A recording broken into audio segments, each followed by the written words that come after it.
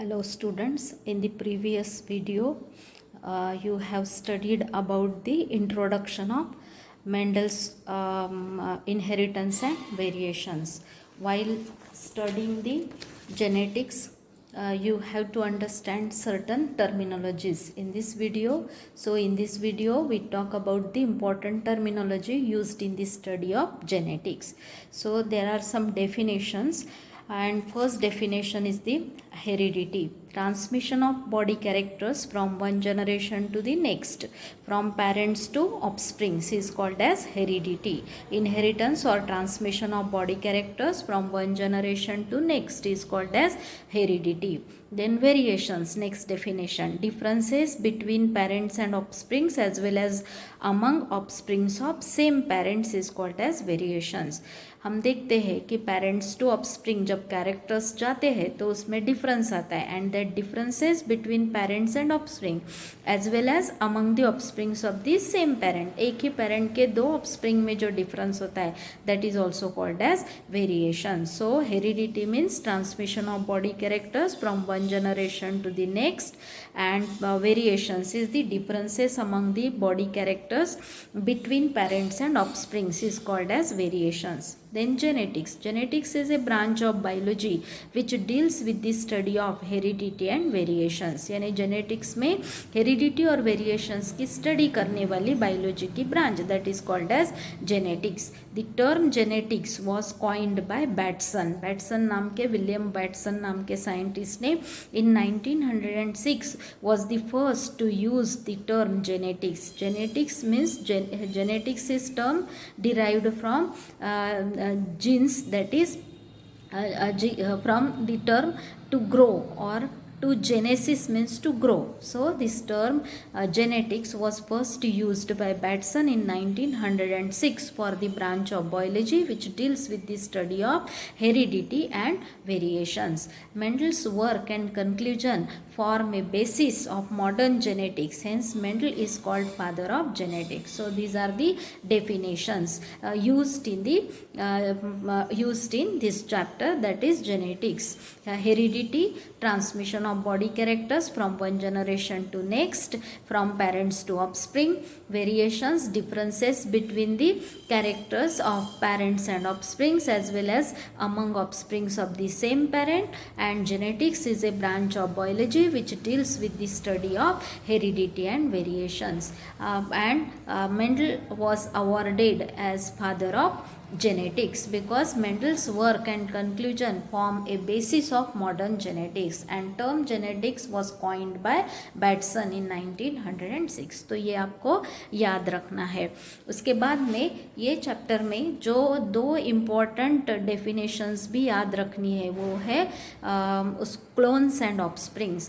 Genetically identical individuals produced by vegetative reproduction or asexual reproduction are called as clones, and individuals of clones are called as ramate. तो जो genetically identical individuals रहते हैं उनको clones कहा जाता है, and offsprings are the individuals produced by sexual reproduction. Sexual reproduction से तैयार हुए individuals में mother और father, male parent female parent के characters का mixing होता है, तो इसलिए जेनेटिकली आइडेंटिकल जो नहीं होते हैं that is called as offsprings. तो ये दो टर्म्स भी याद रखनी है. Clones means genetically identical individuals and offsprings means individuals produced by sexual reproduction. Then the terms used in genetics is character or trait. Character means it is a feature of the organism. For example, height है plant की, color of the flower है, position of the flower है, shape of the seed है, color of the seed है, तो ये सब को characters बोलेंगे. तो feature of the organisms are called as characters. और अगर उसमें से कोई कैरेक्टर का इनहेरिटेंस हम डिटेक्ट कर रहे हैं तो that is called as check कर रहे हैं, तो या इनहेरिटेंस एक्सपेरिमेंट के लिए उसका यूज़ कर रहे हैं, इन that condition that character is called as trait. An inherited character and its detectable variant is called as trait. For example हम हाइट के का इनहेरिटेंस चेक कर रहे हैं, तो हाइट में ये कौन सा रहेगा, tall height and dwarf height, उसका डिटेक्टेबल वेरिएंट है टॉल हाइट और डॉर्फ हाइट, इनको क्या कहेंगे, ट्रेट्स। तो an inherited character and its detectable variant is called as trait. तो हाइट ये कैरेक्टर हो गए और उसके डिटेक्टेबल वेरिएंट कौन से हैं, tall height, dwarf height. Variety and variant यानी डिफरेंट इंडिविजुअल, हाइट के दो डिफरेंट इंडिविजुअल है, some individuals are having tall height and some individuals are having dwarf height. तो tall and dwarf height is called as trait, an inherited character and its detectable variant is called as trait. फिर उसके बाद में characters के दो forms होते हैं, dominant character and recessive character. अब ये कैसे मेंडल ने कहा है, तो अकॉर्डिंग टू मेंडल, जैसे टॉल हाइटेड प्लांट को डॉर्फ हाइटेड प्लांट के साथ में क्रॉस किया और पहले जनरेशन में उसका क्रॉस के बाद में जो इंडिविजुअल मिलेंगे तो फर्स्ट जनरेशन F1 जनरेशन, तो उसको कहेंगे जो हाइट आएगी, जो कैरेक्टर आएगा, that character is called as dominant character. For example, character of the parent which appeared in F1 generation is called as dominant character. For example, when a tall heighted plant is crossed with dwarf heighted plant, F1 generation plants are having tall height or are tall heighted, hence tall height is called as dominant character. तो on the basis of appearance of characters in F1 generation, Mendel ने दो type के characters कहे हैं, dominant character and recessive character. तो जो 7 pairs of contrasting characters which was selected by Mendel for inheritance experiment, उनमें सब में उन्होंने क्रॉस करके डोमिनेंट और रेसेसिव कैरेक्टर का चार्ट बना के रखा है। For example, when a tall heighted plant is crossed with a dwarf heighted plant, tall heighted plants are appeared in F1 generation, hence tall height is called as the dominant height और dominant character.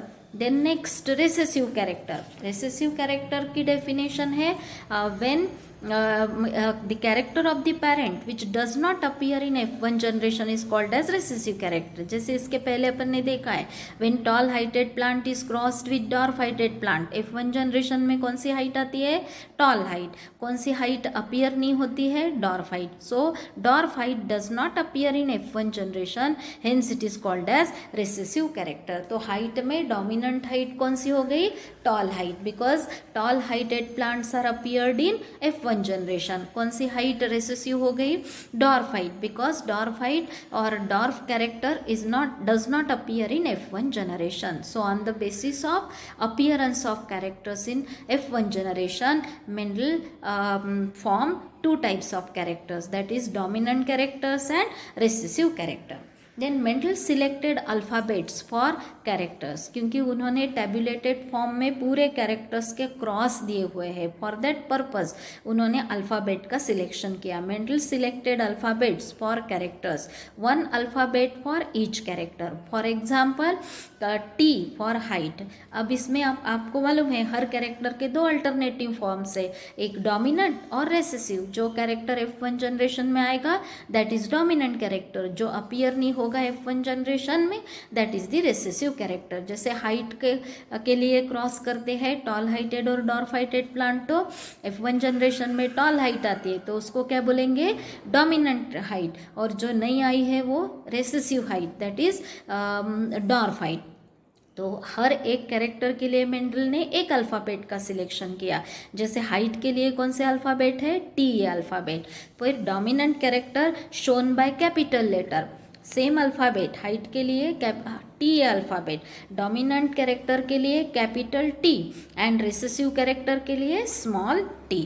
तो ये यहाँ पे दिया है, Mendel selected alphabets for characters, 1 alphabet for each character, that is capital T for height, T for height, dominant character shown by capital letter, recessive character shown by small letter. Tall heighted plant के लिए capital T, dwarf height के लिए small t। वैसे ही position of the flower के लिए Mendel ने A alphabet का selection किया।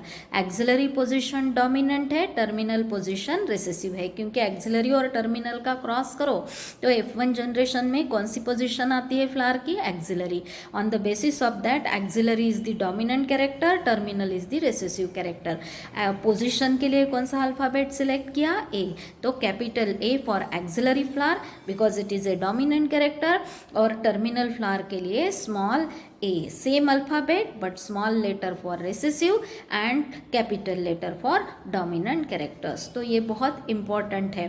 तो अभी हमने देखे dominant character, कैरेक्टर और ट्रेट. कैरेक्टर का मतलब क्या है? It is a feature of the organism. जैसे हाइट ऑफ द प्लांट है, कलर ऑफ द फ्लावर है, इनको कैरेक्टर्स बोलेंगे.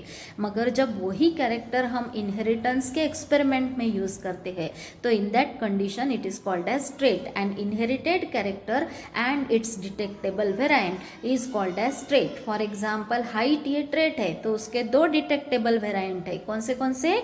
Toll and dark. तो ये हो गया ट्रेट के बारे में. फिर डोमिनेंट कैरेक्टर और recessive character. Character of the parent which appeared in F1 generation is called as dominant character, and the character of parent which does not appear in F1 generation is called as recessive character. For example, when a tall heighted plant is crossed with a dwarf heighted plant, F1 generation shows tall height, hence tall height is the dominant height, dwarf height is the recessive height. तो इस तरह से dominant और recessive character. फिर Mendel ने ये सब characters को दिखाने के लिए अल्फ़ाबेट्स का यूज़ किया और हर एक कैरेक्टर के लिए एक अल्फ़ाबेट का सिलेक्शन किया. फॉर एग्जांपल हाइट के लिए T alphabet.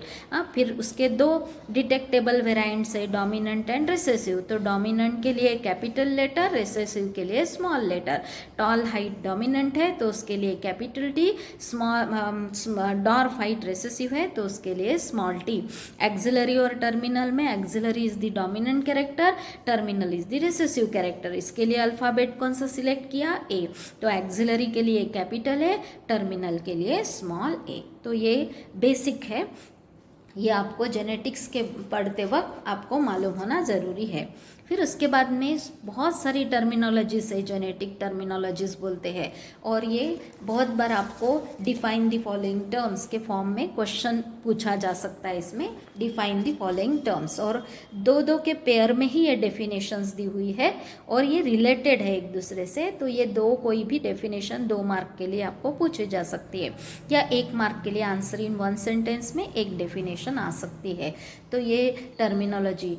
So in this video we talk about the important terminology used in the branch of genetics. तो सबसे पहले है genes. Genes is the functional unit of inheritance. तो ये जीन्स को क्या बोलते हैं? फंक्शनल यूनिट ऑफ इनहेरिटेंस, जिसके थ्रू कैरेक्टर्स का ट्रांसमिशन होता है, इनहेरिटेंस होता है. तो functional unit of inheritance is called as gene. Term gene was coined by Johannsen and it was originally called factor by Mendel. Mendel उनको क्या कहते थे? फैक्टर. जीन्स ये टर्म जो है जोहानसन ने कॉइन की थी, उसके पहले Mendel hereditary units was called as factor by Mendel. तो ये फंक्शनल और हेरिडिटरी यूनिट और unit of inheritance are called as genes. फिर उसके बाद में आता है अलील्स और अलीलोमॉर्फ. तो ये कंसेप्ट समझना जरूरी है. कोई भी कैरेक्टर को एक्सप्रेस करने के लिए जीन्स की पेयर चाहिए होती है. फॉर एग्जाम्पल हाइट है तो हाइट के लिए 2 जीन्स रहेंगे, कलर ऑफ द फ्लावर है तो 2 genes, position of the flower है तो 2 जीन्स. और ये कोई भी एक कैरेक्टर को कंट्रोल करने वाले 2 जीन्स को अलील्स कहा जाता है. The 2 or more alternative forms of a gene are called as alleles. For example अभी अपन ने देखा है कि हर कैरेक्टर के लिए मेंडल ने अल्फाबेट का यूज़ किया. Dominant character shown by capital letter, recessive character shown by small letter. अब ये जैसे for example capital T and small T are called as alleles. क्यों अलील्स बोलते हैं? Because they controlling same character और one character of the body, that is height of the plant. Hence capital T are called as alleles, capital T small T are called as alleles, and small T are also called as alleles because they representing one character of the body, that is height of the plant. As well as जैसे blood group है, human blood group, तो capital IA, capital IB and small I, ऐसे 3 है. यहाँ पे 2 है मगर यहाँ पे 3 जीन्स है, तो इसको मल्टीपल अलील्स बोलते हैं. 2 और मोर, एक कैरेक्टर के लिए अगर 2 जीन्स है तो उसको नॉर्मल वो अलील्स हो गए, और एक कैरेक्टर के लिए 2 से ज़्यादा जीन्स है तो उसको मल्टीपल अलील्स बोलते हैं. तो ब्लड ग्रुप में मल्टीपल अलील्स है, capital IA, capital IB and small I, ऐसे 3 यहाँ पे अलील्स हो गए। तो ये तीनों को अलील्स बोलेंगे, capital I A, capital I B and capital I, because they are controlling one character of the body, that is blood group. तो अब अलील्स और अलीलोमॉर्फ समझ में आ गया। The two or more alternative forms of a gene are called as alleles. For example capital T and small T are called as alleles because they controlling same character. Capital T and for example हमने देखा था axillary position के लिए capital A था, तो capital T and capital A R not alleles because capital T controlling height and A controlling position of the flower, तो वो alleles नहीं हो गए। तो एक कैरेक्टर के लिए जैसे capital T are called as alleles, capital T small T are called as alleles, small T are also called as alleles because they are controlling one character of the body. तो ये भी दो important terms हो गई, jeans and alleles. Jeans का मतलब क्या होता है, what is the definition of genes, functional unit of inheritance. और अभी तो बाद में जीन्स का जेनेटिक केमिकल कॉम्पोजिशन डिटेक्ट होने के बाद में पता चला है कि genes are the pieces of और सेगमेंट्स ऑफ डीएनए, तो वो बाद में हम देखेंगे। जेनेटिक बेसिस ऑफ इनहेरिटेंस जो है उसमें हम जीन्स की डेफिनेशन चेंज कर देंगे। तो अभी तो आपको इतना याद रखना है, functional unit of inheritance are called as genes. Term gene was coined by Johansson and it was originally called factor by Mendel. Alleles or allelomorphs, two or more alternative forms of a gene are called as alleles. For example, capital T and small t are called as alleles because they controlling same character of the body, that is height of the plant.